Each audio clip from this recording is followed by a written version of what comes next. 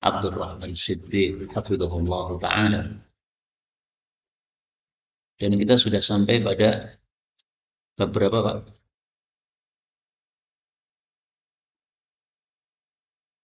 15 ya.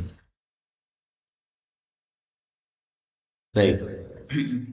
Pada halaman 25 bab yang ke-15.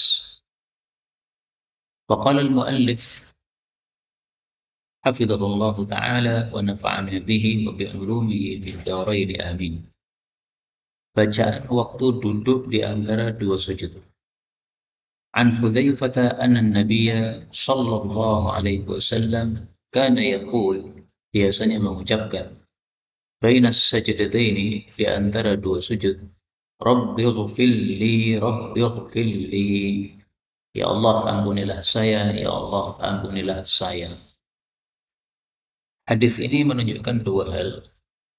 Yang pertama, bahwasanya duduk di antara dua sujud ada bacaannya, yaitu Rabbighfirli, Rabbighfirli, ampunilah saya, ampunilah saya. Yang kedua, hadis ini menunjukkan bahwa duduk di antara dua sujud termasuk tempat-tempat doa di dalam salat. Maka di dalam salat boleh kita berdoa pada saat sujud. Boleh kita berdoa pada saat duduk di antara dua sujud. Boleh berdoa ketika hampir salam. Nah, ini semuanya adalah tempat-tempat doa. Meskipun untuk duduk di antara dua sujud ini terjadi perselisihan pendapat di antara para ulama. Sebagian mengatakan duduk di antara dua sujud ini bukan tempat berdoa, tetapi tempat untuk memuji Allah atau tasbih kepada Allah Subhanahu wa taala. Tapi pendapat yang lebih kuat adalah bahwa duduk di antara dua sujud tempat berdoa. Karena buktinya di sini Nabi mengucapkan Rabbighfirli, Rabbighfirli. Kemudian mazhab Syafi'i berpendapat bahwa duduk di antara dua sujud ini adalah rukun pendek. Nah, rukun pendek maka tidak boleh dipanjangkan. Tapi pendapat ini pendapat yang tidak kuat karena tidak sesuai dengan praktek baginda Rasulullah sallallahu alaihi wasallam. Rasulullah kalau salat tahajud ketika sujudnya lama, maka duduk di antara dua sujudnya juga ikutan lama. Maka berarti duduk di antara dua sujud boleh panjang, boleh lama, tidak ada masalah. Kemudian secara bacaan, ighfirli, nah ini roknya boleh muncul, ighfir, boleh juga roknya lebur masuk kepada lam, menjadi ighfirli, ighfirli, ya. Ini namanya bacaan idgham. Dua-duanya boleh dan dua-duanya tidak mengubah makna.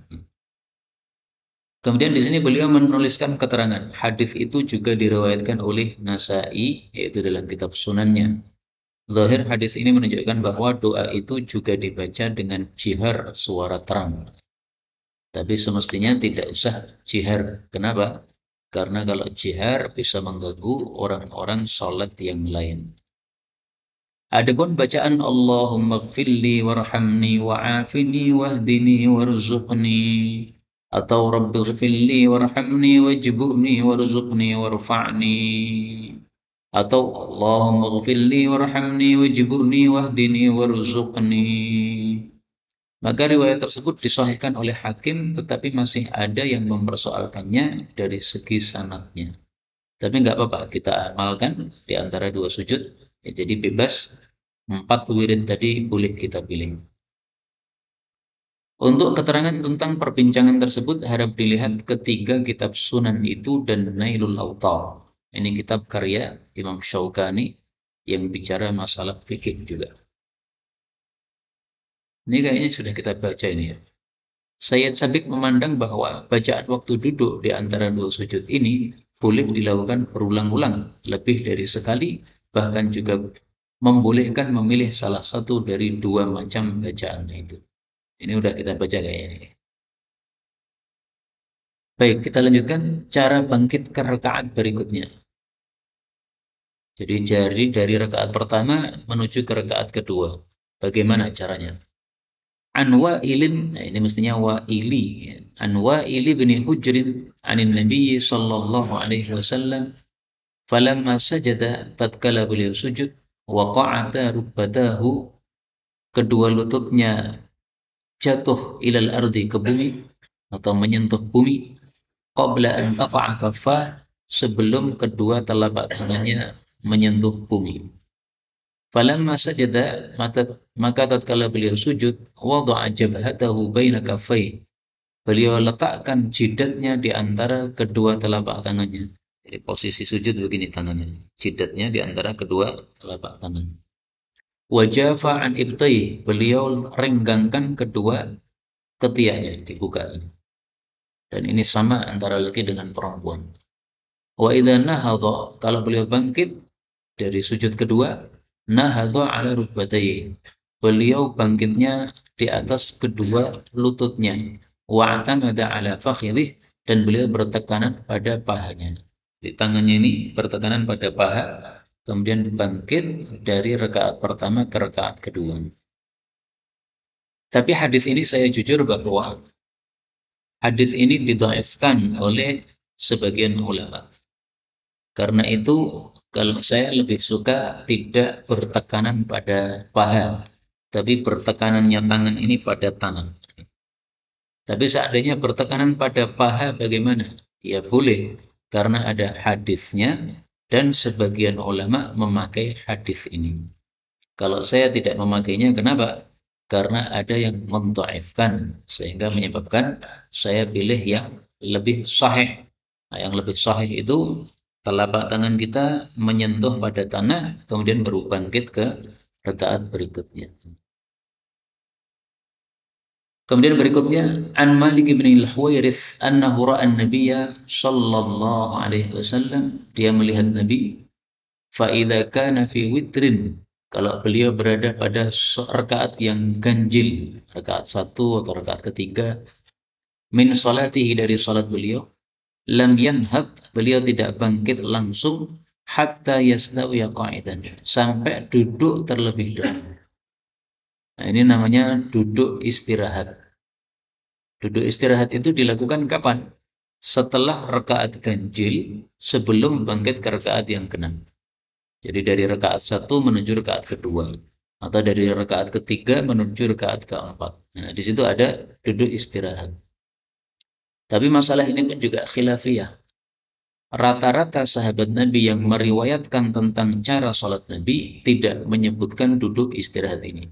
Adapun Malik bin Huwairits, ini dia menyebutkan duduk istirahat ini. Karena itu mayoritas ulama berpendapat bahwa duduk istirahat ini, mazhab Syafi'i ya, berpendapat bahwa duduk istirahat ini disunnahkan. Kenapa? Karena hadisnya sahih, riwayat Bukhari ini.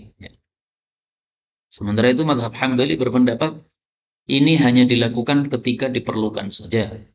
Karena dalam hadis yang lain disebutkan Nabi mengatakan qad baduntu, aku sudah mulai gemuk. Maksudnya di akhir-akhir hayat beliau, ketika sudah tua badannya mulai gemuk sehingga perlu istirahat dari rakaat satu menuju rakaat yang kedua.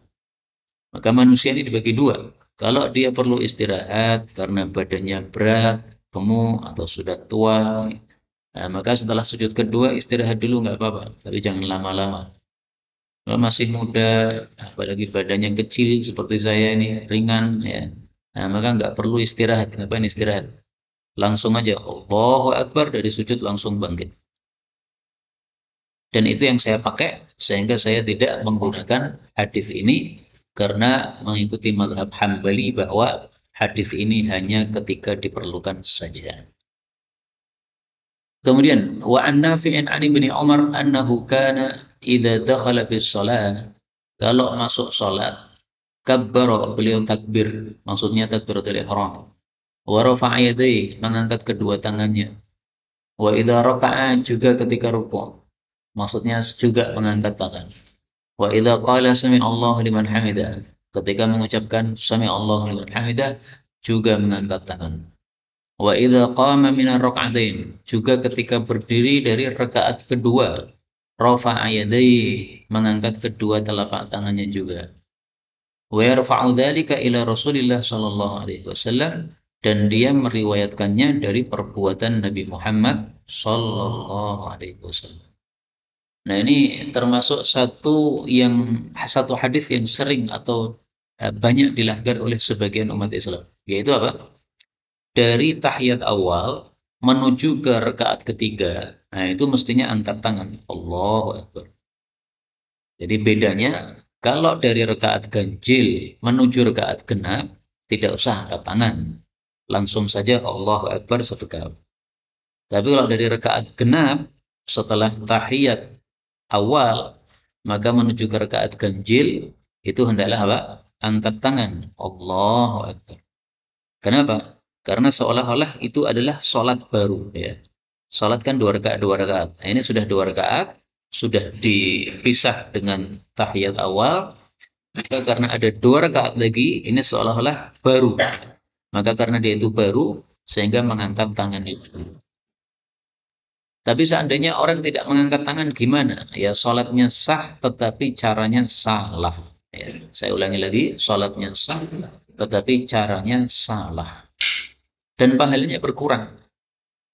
Karena kata Ibnu Mas'ud, ketika kita mengangkat tangan begini, kita mendapatkan pahala sejumlah jari tangan kita. Berarti setiap mengangkat tangan, pahalanya 10 pahala. Karena jari kita 10. Kalau ada orang jarinya 11, nah pahalanya berapa itu? Saya nggak tahu ya. Yang jelas Ibnu Mas'ud mengatakan, dia mendapatkan pahala sejumlah jari tangan dia. Bisa jadi yang jarinya 11, pahalanya 11. Bisa jadi juga yang jarinya 11 pahalanya tetap 10, karena jari 11 itu jarang sekali. Yang jarang itu hukumnya disamakan dengan yang sering. Maka yang jarang tidak punya hukum khusus. Nah, beliau menulis kesimpulan, bangkit dari sujud untuk berdiri dari akhir rakaat pertama dan ketiga didahului dengan duduk, ini namanya duduk istirahat tadi, lalu bangkit berdiri tanpa mengangkat kedua tangan. Dua, bangkit dari duduk tahiyat awal dari rakaat kedua dengan mengangkat kedua tangan seperti pada takbiratul ihram. Tiga, cara bangkit dengan bertekanan pada paha. Ini tadi yang hadisnya didhaifkan oleh sebagian ulama tadi ya. Nah, maka boleh bertekanan pada paha, boleh juga dan lebih baik bertekanan pada tangan.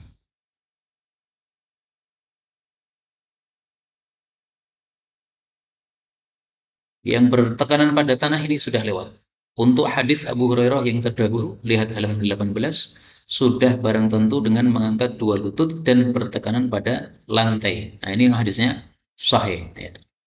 Maka kalau saya lebih suka yang ini, bertekanan pada lantai. Karena hadisnya sahih, riwayat Imam Bukhari sehingga lebih kuat.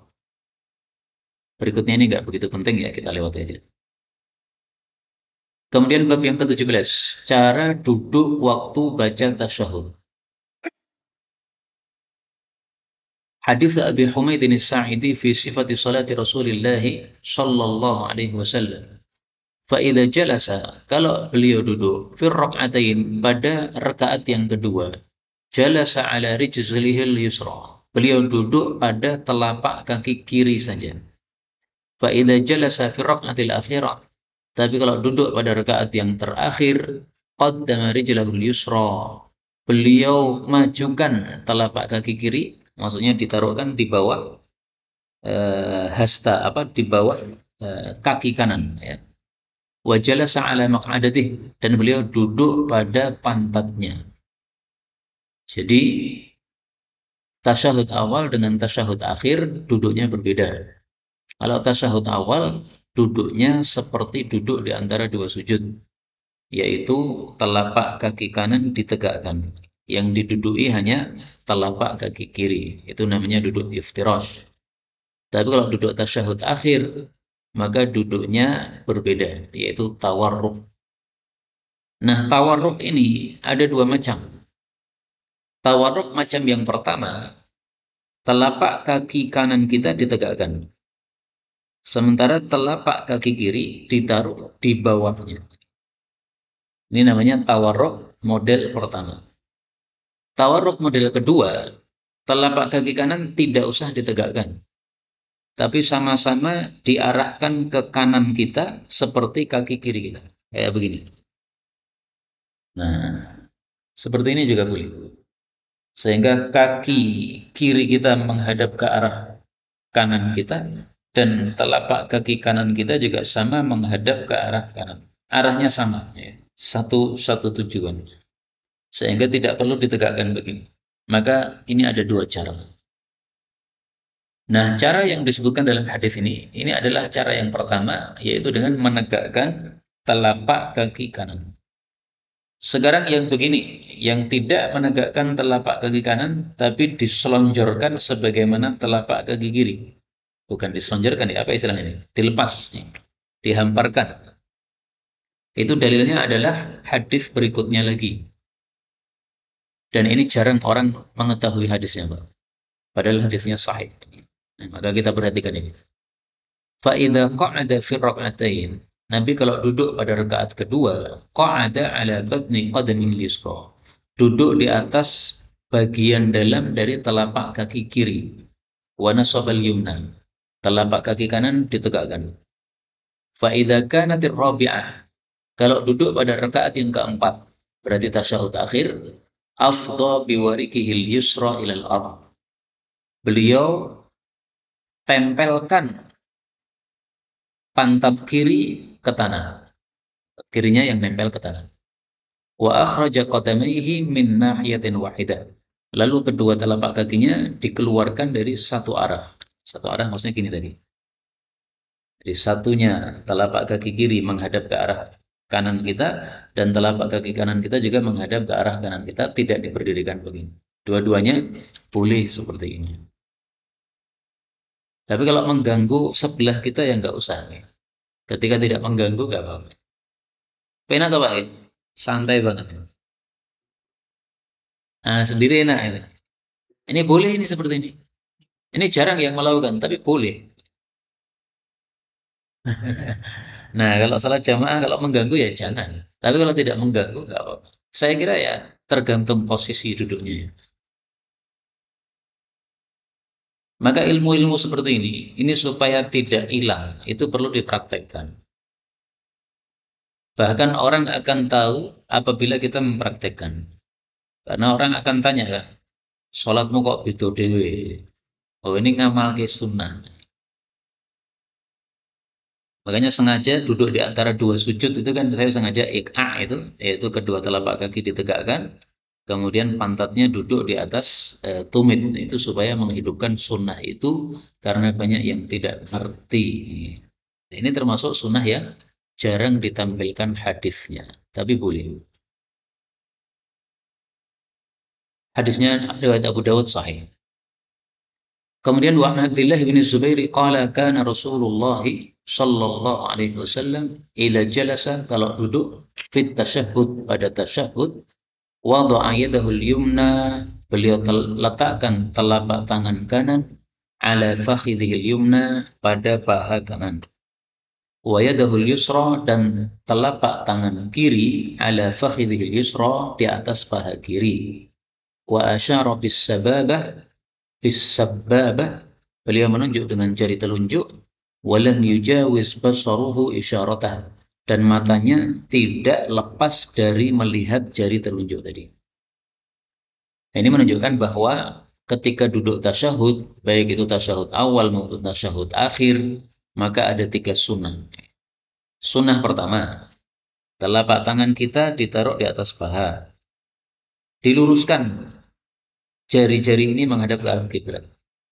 Sunnah kedua, demikian juga Pak, jari telapak tangan kiri ditaruh di atas paha kiri, sama ya, supaya menghadap ke arah kiblat. Kemudian yang kedua, jari telunjuk ini diacungkan. Nah, pengacungannya itu kapan? Ada 2 pendapat. Mazhab Syafi'i memilih pengacungannya ini ketika mengucapkan Allah, asyhadu an la ilaha illallah. Kenapa? Karena ini isyarat tauhid, Allah Maha Esa. Sementara ulama yang lain berpendapat isyaratnya dari awal tahiyat. Karena di sini kan disebutkan idza jalas, kalau duduk berisyarat. Berarti ya dari awal. Dan ini pendapat yang saya pilih. Begitu kita duduk, at-tahiyyatu lillah. Toh kan sudah mengatakan lillah kan? Allah juga.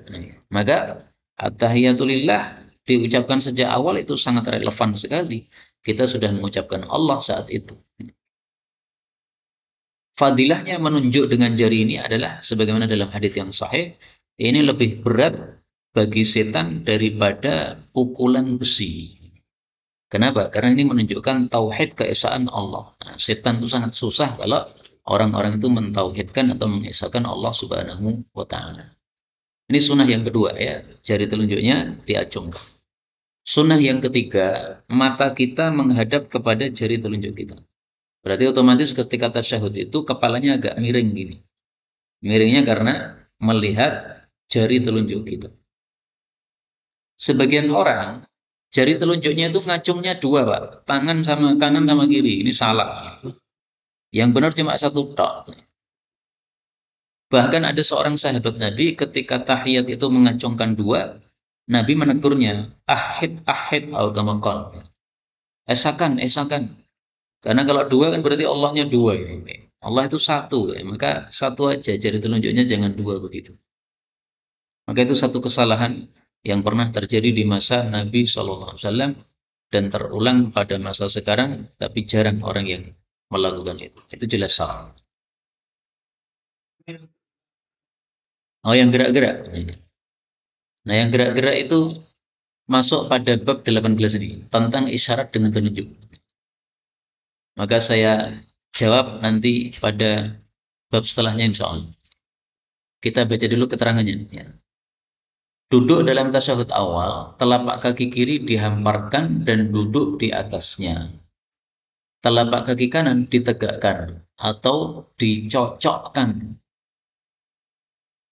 Cocok itu maksudnya Pak? Berdiri begitu. Ini bahasanya kurang bagus menurut saya, dicocokkan. Duduk dalam tasyahud akhir, duduk di lantai pada tempat kedudukan, kaki kiri dilewatkan ke kanan, agak ke depan, lewat bawah kaki kanan. Namanya duduk tawarruk. Untuk kedua cara duduk itu, tangan kanan ditaruh di paha kanan sambil berisyarat dengan jari telunjuk dan penglihatan ditujukan pada isyarat ini. Sedang tangan kiri ditaruh terhampar di paha kiri. Ini semuanya sudah kita jelaskan. Nah, sekarang kita menjawab pertanyaan tadi. Isyarat dengan telunjuk digerak-gerakkan tidak? Ringkasnya, ada dua pendapat. Dua pendapat ini muncul gara-gara dua hadis. Satu hadis mengatakan Nabi berisyarat, satu hadis Nabi mengatakan Nabi menggerak-gerakkan. Dua-duanya diriwayatkan oleh perawi yang thiqah, yang terpercaya. Berarti hadisnya sahih. Karena itu kalau ada yang menggerak-gerakkan silahkan. Tapi kalau saya pribadi lebih suka tidak menggerakkan. Kenapa? Karena kasusnya itu, ini ada satu guru meriwayatkan hadis tersebut memiliki 12 murid. Yang satu murid, dia mengatakan menggerak-gerakkan. Yang 11 muridnya yang lain mengatakan Nabi mengisyaratkan telunjuk. Nah, sekarang satu orang meriwayatkan sendiri menyelisih yang 11. Ini menurut saya lebih kuat riwayat yang 11 orang. Kayak pengajian seperti ini. Antum misalnya 12 orang. Nah, selesai pengajian, semuanya menjelaskan apa yang saya jelaskan tadi dengan penjelasan yang sama. Kecuali satu beda. Nah, satu itu paling-paling ngantuk tadi. Atau pas saya menjelaskan malah lagi ngudak kopi karena pengajiannya ada kopi misalnya. Nah, fokusnya hilang. Karena fokusnya hilang akhirnya penjelasannya berbeda. Atau mungkin kurang pendengarannya ya. Gurunya mengatakan segorawon halal. Nah, dia dengarnya segawon halal. Nah, susah ya. Segawon bukan halal, haram ya. Yang halal, halal itu segorawon. Ya. Itu contohnya begitu, ya. Tapi saya tidak melarang kalau antum ada yang gerak-gerakkan ini saya tidak melarang. Tapi kalau saya pribadi nggak mau menggerakkan. Saya hanya menggerakkan ketika terpaksa. Kapan itu? Ketika saya mau masbuk, kemudian orang-orang sudah pada keluar. Nah, ketika orang-orang pada keluar itu, kalau kita gerak-gerakan ini, orang akan tahu, oh ini salatnya belum selesai. Tapi kalau kita diam saja, nah, kadang-kadang orang nggak perhatian. Nah, maka kita gerak-gerakkan supaya orang perhatian. Aku lagi sholat jatuh lewati. Nah, seperti ini nggak apa-apa, karena memang kita perlukan untuk gerakan tadi. Nah, sekarang kita baca hadisnya aja. Ani bin Umar anna Rasulullah sallallahu alaihi wasallam kana idza jalasa fi shalah, kalau duduk dalam salat, wada'a yadayhi ala rukbatayhi, meletakkan kedua telapak tangan di atas kedua lutut. Kalau tadi di atas paha. Ini sebenarnya tidak bertentangan karena kedua telapak tangan ditaruh di atas paha dan ujungnya itu sudah sampai ke lutut. Maka dikatakan di atas lutut ya benar, dikatakan di atas paha juga benar, tidak bertentangan. Wa rafa'a usbu'ahul yumna. Beliau angkat jari telunjuk yang kanan. Allati talil ibham, yang dekat dengan jempol, berarti jari telunjuk. Fada'a biha, maka beliau berdoa dengannya, wa yadahul yusra ala rukbatihil yusra. Adapun telapak tangan kiri ditaruh di atas lutut kiri, sama juga ya, ujungnya pada lutut ini. Kalau bagian eh, dalamnya ya ini pada paha. Basitaha alaih, menghamparkannya di atasnya. Nah, kalau kata-kata ini, basitaha alaiha, menghamparkan telapak kiri di atas lutut kiri, ini berarti betul-betul memang telapak kirinya itu di lutut begini. Artinya tidak di paha. Nah, maka boleh milih. Kalau guru-guru saya madhab Syafi'i, mereka lebih suka telapak tangan kanan kiri ini semuanya di paha. Kenapa? Supaya menghadap ke arah kiblat. Tapi seandainya yang telapak kiri kita itu ditaruh di lutut, nggak ada masalah. Sehingga jarinya menghadap ke arah tanah. Nggak ada masalah, kenapa? Karena memang hadisnya begitu. Basitoha alaiha. Menghamparkan telapak tangan kiri di atasnya lutut. Atasnya. Biasanya pripun jenengan, Pak? Di atas paha atau di atas lutut? Paha. Nah, itu sesuai mazhab Syafi'i begitu. Dan mereka mengatakan kenapa di atas paha? Supaya menghadap ke arah kiblat jari-jari kita itu. Wa fi lafdhin, dalam lafal yang lain, kana idza jalasa fi shalah, Nabi kalau duduk dalam salat, wada'a kaffahul yumna ala fakhidhil yumna. Telapak tangan kanan ditaruh di atas paha kanan, wa qabada asabi'ahu kullaha. Semua jari digenggam. Wa asyara bi isbihi allati talil ilham. Tapi menunjuk jari yang eh, dekatnya jempol. Wa wada'a kaffahul yusra ala fakhidhil yusra. Telapak kaki kiri di atas paha kiri. Nah, ini cara menunjuk yang pertama, yaitu semua jari digenggam. Yang dilepas cuma jari telunjuk. Ini ringkasnya ada 5 cara, Pak. Cara yang pertama, semuanya digenggam, kecuali jari telunjuk dibuka. Cara yang kedua, digenggam juga, tetapi jari jempolnya bukan di atas jari tengah, tapi malah di bawahnya begini. Sama-sama genggam tadi. Cara yang ketiga, dilingkarkan, yaitu ujung jempol dengan ujung jari tengah digabungkan dan menunjuk. Cara yang keempat, dengan cara angka 53. 53 itu orang Arab menunjuknya begini. Jadi orang Arab itu punya isyarat ya. Dengan jari-jari tangan, angka 1 sampai angka 100 mereka punya isyaratnya. Nah, isyarat 53 menurut mereka itu kayak begini. Yaitu jempolnya ditaruh di bawah telunjuk, lurus. Nah, ini isyarat 53. Ini cara yang keempat. Cara yang kelima, tidak ada yang digenggam. Semuanya berada di atas paha, tapi satunya diangkat. Ini paling gampang nih. Paha, angkat. Yang lainnya kan digenggam semua. Nah, 5 cara ini saya ulangi lagi. Digenggam, digenggam, dilingkarkan, 53, sama dilepas. Nah, kemudian diangkat. Biasanya sing putih jenengan. Genggam ya. Paling gampang ya. Kalau saya lebih suka dilingkarkan. karena ini pilihan guru saya. Ya. Jadi biasanya murid itu memang terpengaruh sama gurunya.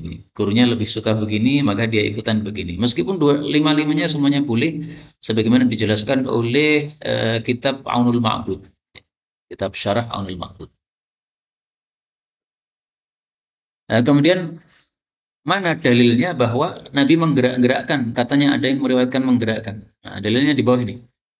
An Wa'il bin Hujrin. Ini Wa'ilin salah. Maksudnya Wa'il bin Hujrin. Annahu qala fi sifati salati Rasulillah sallallahu alaihi wasallam.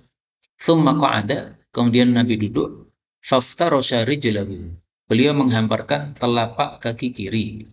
Wa wada'a kaffahul yusra ala fakhidih. Menaruh telapak tangan kanan di atas telapak tangan kiri di atas paha kiri. Wa rukbatihil yusra. Ini salah ini. Rukbatihi. Wa ja'ala hadda min faqihil aiman. Dan beliau taruhkan batas atau ujung dari siku yang kanan ala fakhidhil yumna. Di atas pahanya yang kanan. Nah, jadi menempel gitu. Ini tahiyat akhir ini ya. Tahiyat akhir, maka ujung dari apa ini hasta ini menempel pada paha gitu. Sehingga duduk kita kan bisa lurus gini. Karena sebagian orang ada yang tahiyat akhir tuh miring gini, Pak. Ini kan mesake sing ning pinggir. Nah, salat jangan ngepot-ngepot gitu karena kasihan yang pinggir. Yang saya biasa alami itu kalau orangnya gendut dan badannya berat, nah itu akhirnya terus jadi miring gini. Maka tolong diperhatikan jangan mengganggu orang sebelahnya.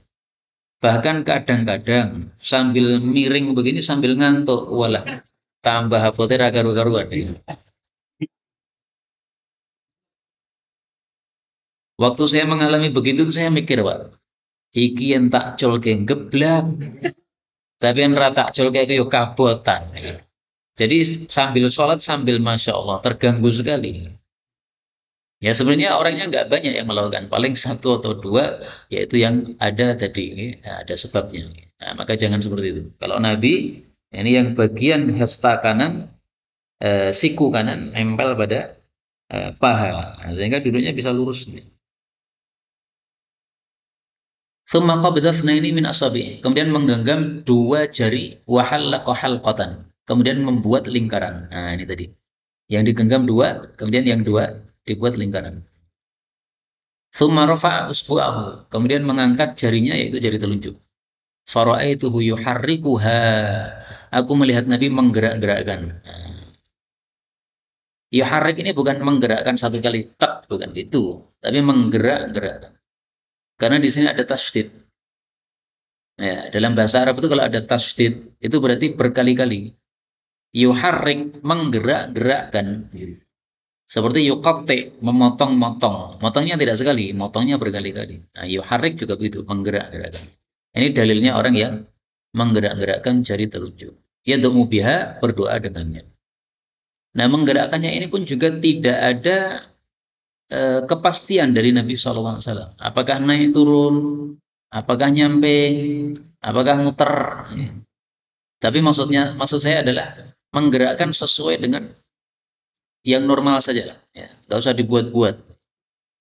Apalagi dibeda-bedakan. Kalau zuhur muter, kalau asar nyamping, kalau maghrib naik turun, wis aneh-aneh mawon. Nggak ada dalilnya nggak begitu.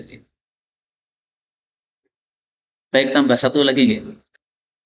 Wa an Abdullah bin Zubair annahu dzakara anna Nabiy sallallahu alaihi wasallam kana yushiru bi isba'i.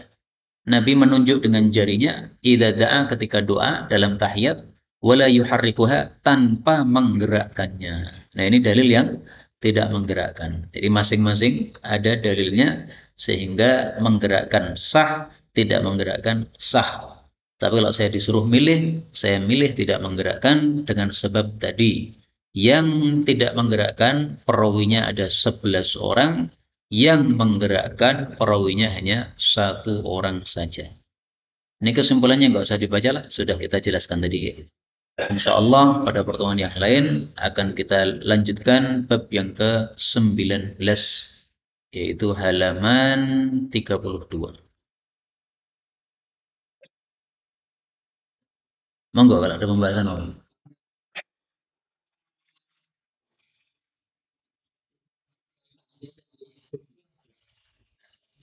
Gimana? Oh gitu ya, yakjinu. Ya. Yang mengepalkan ketika bangkit dari sujud itu dasarnya hadis tentang yakjinu. Yakjinu itu membuat adonan roti. Nah, pernah lihat nggak, Pak? Orang buat adonan roti kayak apa? Nah, mereka mengartikan yakjinu buat adonan roti kayak begini. Jadi roti donat misalnya, mau diadon begini-begini. Nah, maka dasarnya itu seperti itu. Tapi itu memang pendapat yang saya baru mendapatkannya dari ulama kontemporer.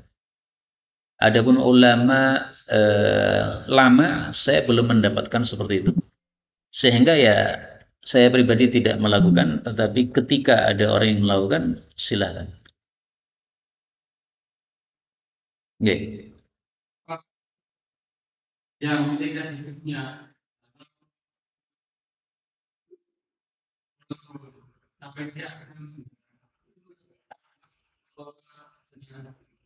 Meninggalkan, nah, nah, apakah boleh? Oh, boleh, boleh, boleh, berhak. Setiap orang Muslim yang mati wajib disolat jenazah, meskipun matinya dalam kondisi mabuk, kebanyakan minum akhirnya mati. Minum miras maksudnya, mati, tetap wajib disolatkan. Lah kalau kita tidak mau menyolatkan nggak apa-apa, yang penting ada yang mensolatkan. Ya teman-temannya yang mabuk aja yang dipanggil ya. Dia ini sapa sing mabuk karo wong iki? Kancamu matek wong masjid ora gelem nyolatke. Salat nang kono. Biar mereka kapok semuanya. Tapi wajibnya tetap wajib karena dia seorang muslim. As-salatu wajibatun ala kulli muslimin wa in amilal kabair. Salat jenazah wajib atas setiap orang muslim meskipun dia melakukan dosa besar. Ini hadis yang tadi mengepal itu ini. Kana ya'jinu fi shalah. Nabi itu seperti mengadon roti di dalam salat. Ya'tamidu ala yadayhi idza qama. Bertekanan pada tangannya ketika berdiri. Nah, kalau saya pribadi ketika membuat adonan roti itu tidak harus begini loh, Pak. Saya dulu ketika santri kan buat diajarin buat donat juga. Nah, ketika ngadon donat itu nggak harus begini ya. Begini juga bisa kan. Maka kalau harus apa mengepal ini menurut saya perlu ditinjau ulang ya. Tapi karena ada pendapat seperti itu meskipun ulama kontemporer yaitu Syekh Albani ya silakan. Tapi kalau saya tidak melakukan. Ada lagi? Monggo.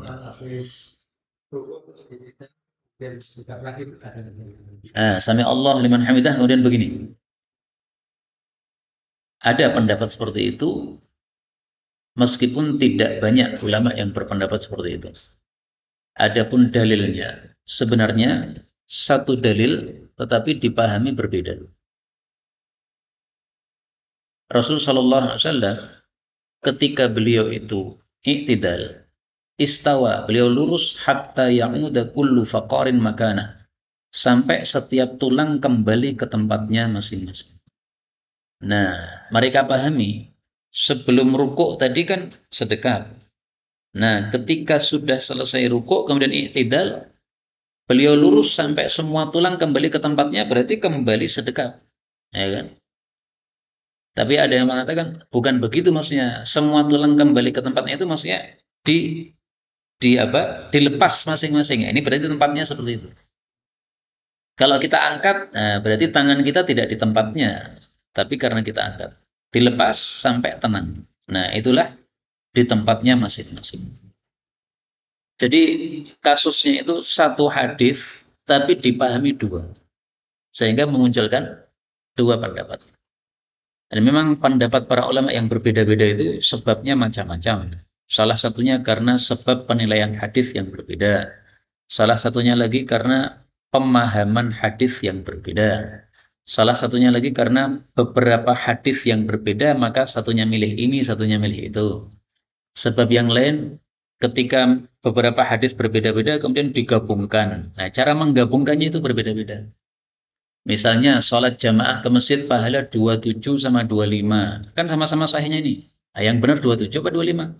Nah, menggabungkannya itu macam-macam. Ada yang menggabungkan 27 itu ketika dia ikhlasnya sempurna.